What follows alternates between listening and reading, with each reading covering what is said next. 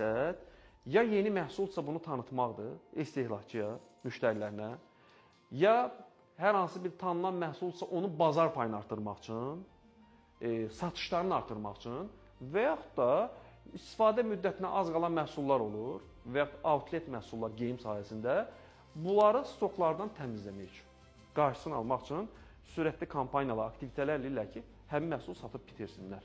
Qeyd etdiyimiz kimi, bunlar mütləqdir ki, bəlli bir büdcən olur. Amma əsas məsələ doğru istifadə etməkdir. Məsələn, menecerlər nə edir bəzən?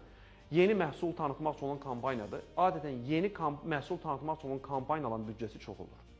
İndirim aralığı faizi daha çox olur.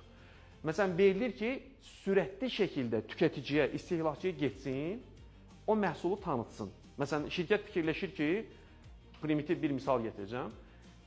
Hər hansı bir kanalda onu reklam çarxı kimi yayımlamaqdansa, incə nüanslardır ki, hansı ki onun 10, 15, 20 saniyəsi neçə min manatlardır. Adam fikirləşir ki, mən bunu eləməkdənsə, adətən kiçik şirkətlər buna daha çox gedir. Kiçik dövriyyəli olan şirkətlər.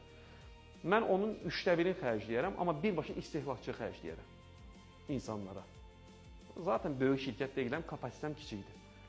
Və böyük aqressiv kampaniyalarla, indirimlərlə 30%, 40%, 50% indirim ki, tez gedib çatsın. Amma bu lazımi şəkildə komandaya təbliğ olunmur və yaxud təbliğ olunur, komanda bunu düzgün algılamır, menecer. Sizə lazım idi ki, bu kampaniya bütün müştərilərimizə tətbiq olunsun. Çünki istehlakçıdır da axı, yeni məhsul tanıtmaq lazımdır. Amma menecer nə edir? Aparır, 5 dənə böyük müştəriyə verir, qurtardı getdi. Mən satdım da, mənə nə lazımdır? Əsas satdım, hədəfimi də vurdum, qurtardı getdi. Amma buradakı məqsəd o məhsulu tanıtmaq idi və bütün nöqtələrdə olması idi.